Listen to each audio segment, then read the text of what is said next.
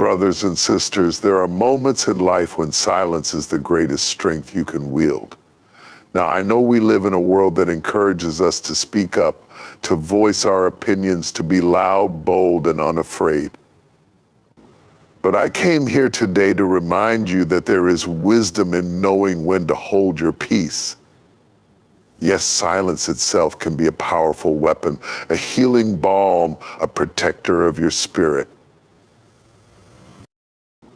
When that anger rises within you, it's a force that can take over your whole being.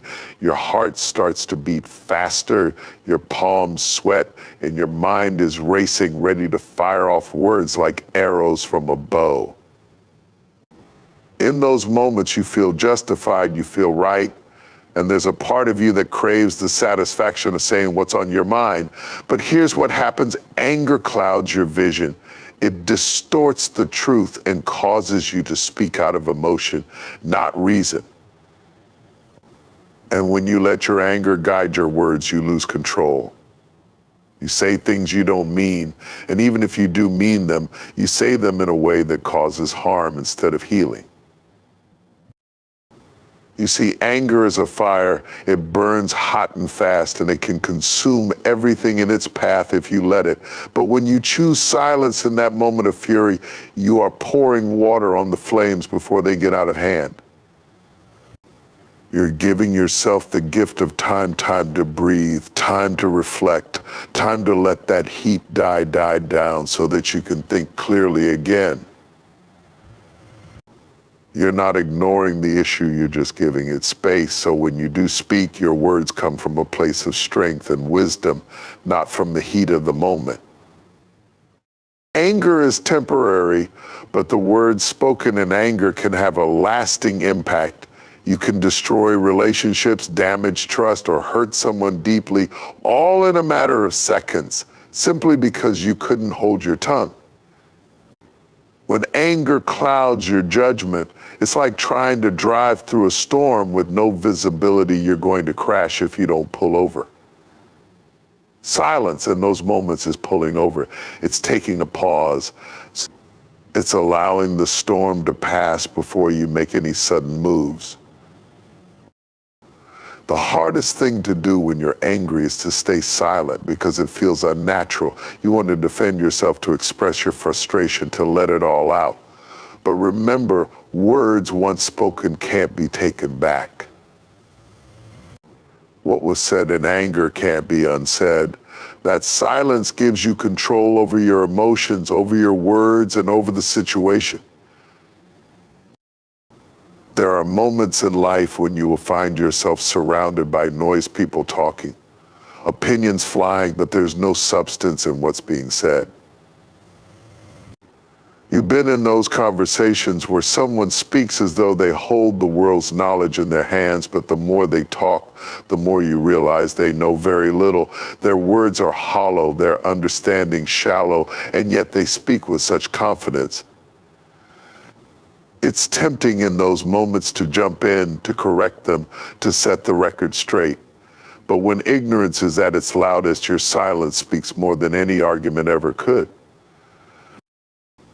You see, responding to ignorance often feels like a responsibility, like it's your job to shed light where there's darkness. But here's the truth: not every situation requires your input. When someone is committed to their ignorance, they're not seeking knowledge, they're seeking validation. They're not interested in learning, they're interested in being heard. And sometimes engaging with that type of energy only fuels it. You find yourself caught in a back and forth that leads nowhere, because no amount of facts, no amount of wisdom is going to change a mind that's already decided it knows everything. There's wisdom in knowing when to stay silent in the presence of ignorance. It's not about conceding the conversation or admitting defeat. It's about understanding that your voice is too valuable to be wasted on those who aren't ready to listen. Ignorance loves to shout, to dominate the room, to puff itself up with pride. But wisdom doesn't need to shout. Wisdom stands firm, knowing that truth doesn't need to be loud to be powerful. Silence in these moments becomes a mirror reflecting the emptiness of those loud words back to the speaker. It reveals the contrast between noise and knowledge, between speaking for the sake of speaking and speaking with purpose.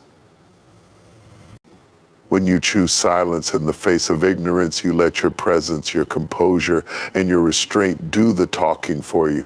You demonstrate that not every fight is worth fighting, and not every word needs a response. Ignorance thrives on conflict it wants to provoke, to stir up, to get a reaction. But when you refuse to engage, when you remain silent, you take away its power. You're not diminishing yourself by staying quiet. You're elevating the conversation by refusing to let it descend into fruitless arguments. There's a kind of power that comes not from the words we say, but from the silence we hold. Too often we are quick to speak, eager to get our point across, ready to share our opinions, our advice, our experiences. But sometimes the most profound gift you can offer is not your words, it's your ability to listen. In a world that glorifies speaking, few realize that the real depth, the real understanding comes in those moments of stillness where you choose to listen instead of speak. You see, when you're silent, truly silent, and focused on the other person, you create space for them to open up, space for them to express what's been locked inside. People are not always looking for answers. Sometimes they are searching for a place to be heard, to feel seen, to know that their words are falling on ears that care, not just on ears that are waiting for their turn to talk. It's in those moments of quiet when you listen with intention that you start to understand what's beneath the surface. You hear the unsaid, you sense the emotions, you pick up on the weight behind their words.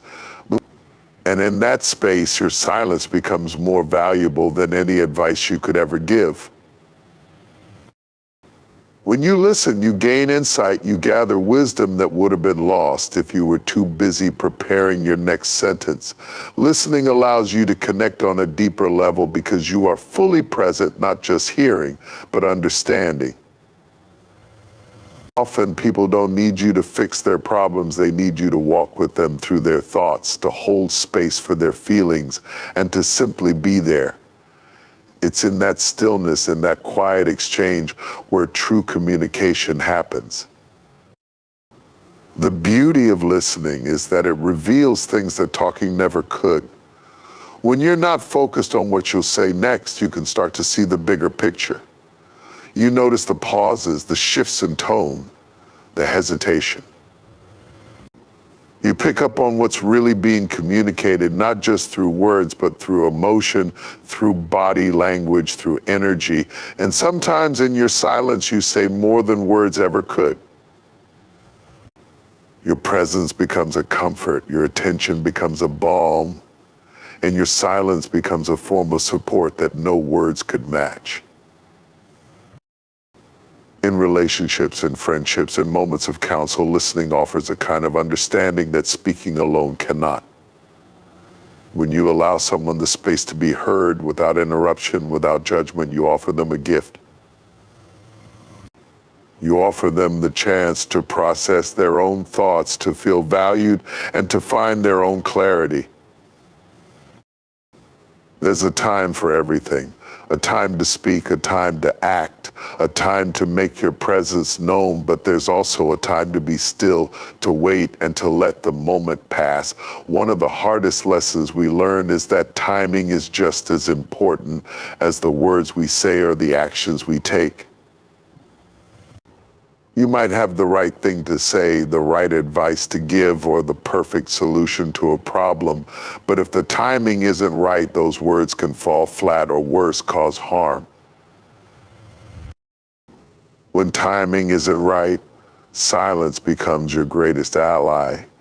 It's not that you're withholding your wisdom or your truth, it's that you're waiting for the moment when those words will have the most impact.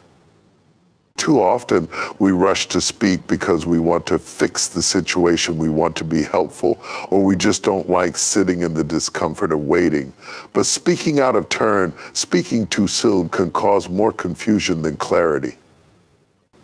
Just because you have something to say doesn't mean now is the time to say it. Timing is about more than just choosing the right moment. It's about discernment. It's about reading the situation, understanding the emotions in the room, and sensing when the other person is ready to receive what you have to offer. There are times when people are not in the right headspace to hear what you need to say, or when the situation is too volatile for your words to make a difference. In those moments, silence is not avoidance, it's wisdom. It's waiting for the right moment when your words can be heard, understood, and appreciated. When the timing isn't right, even the best of intentions can be misunderstood. You may be trying to help, but if the other person isn't ready to hear your message, it can feel like an attack or like you're not truly listening. Silence gives space for the dust to settle, for emotions to cool down, for perspective to shift. In that space, you allow time to do its work. And when the moment is right, your words will carry more weight because they've been delivered at the proper time. There's power in knowing when to wait. It's not about being passive or afraid to speak up. It's about recognizing that everything has its season. When you rush, when you force the conversation, you risk losing the opportunity for real connection or for your words to have the impact they were meant to have. Silence in those moments is the bridge between what needs to be said and when it needs to be said. It's the pause that allows clarity to form, for emotions to even out, and for the right moment to present itself. Sometimes the silence is the test of patience, a reminder that everything unfolds in its own time. You can have the right words in your heart, the right intention in your mind, but without the right timing, they lose their power. Timing transforms simple words into wisdom, but only if you know when to speak them. There are moments in life when words simply aren't enough. You've been there, standing in front of someone whose heart is shattered, whose world is crumbling, and no matter how much you want to fix it, no matter how much you want to make it better, you realize there are no words that can heal that kind of hurt. Sometimes the pain is too deep, the wound's too raw, and anything you say might feel empty or even make things worse. In these moments, silence is not only the best response, it's the only one. When someone is grieving, when they are facing a pain that words cannot reach, offering advice or trying to explain away their suffering can feel like you're minimizing what they're going through. People don't always need explanations for why things happen. They don't need reasons or justifications. They need space to feel what they're feeling, to process their emotions without the pressure of having to make sense of them. And your silence can give them that space. It's an acknowledgement that not everything needs to be solved, that some wounds aren't meant to be wrapped up in comforting words. There's a weight to deep sorrow and profound loss that words simply cannot carry. When someone is in the midst of that kind of pain, words can sometimes feel like a betrayal of what they're experiencing. Telling them it will get better or that things happen for a reason can ring hollow. In fact, well-meaning words can sometimes deepen the wound because they fail to meet the person where they are. What they need isn't answers, they need understanding, empathy, and most of all, presence. They need to know you're there with them in the darkness, not trying to pull them out with words, but standing beside them in the silence.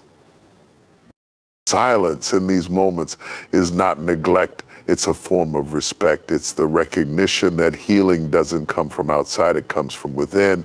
And sometimes the best thing you can do is to hold space for that healing to happen. Your silence says, I am here for you. Even though I know I can't fix this, it shows that you're willing to sit with them in their pain without needing to fill the air with words that won't change the reality they are facing. When words won't heal, silence becomes a form of love. It's a way of saying that you are there not to offer solutions, but to offer yourself. It's the act of being fully present in the midst of someone else's suffering without trying to steer them away from it or distract them with empty phrases. It's about giving them permission to hurt, to cry, to grieve in their own time, without the pressure of having to make it better for you by accepting your words of comfort. There are times when the only thing that can heal is time itself, and silence becomes the vehicle through which that healing can take place. It gives the other person the freedom to feel what they need to feel, to express their pain without interruption or judgment. In that silence, you create a space where they can begin to heal on their own terms. Sometimes your silence speaks louder than any words ever could. It says, "I'm with you in a way that words can't." In life, silence is not weakness, it's wisdom. Knowing when to be quiet can be more powerful than knowing what to say. When anger clouds your judgment, silence gives you space to reflect. When ignorance speaks loudest, silence shows your strength in choosing not to engage. In moments where listening offers more than speaking, silence becomes a doorway to understanding. When timing isn't right, silence is the patience that allows your words to land with greater impact. And when words won't heal, silence becomes the most compassionate response, a balm for wounds that need time, not explanation. Silence, then, is not the absence of sound, but the presence of peace, restraint, and understanding. It allows clarity to emerge and relationships to deepen. So in those key moments when your heart wants to speak, but your spirit knows to wait, let silence be your guide.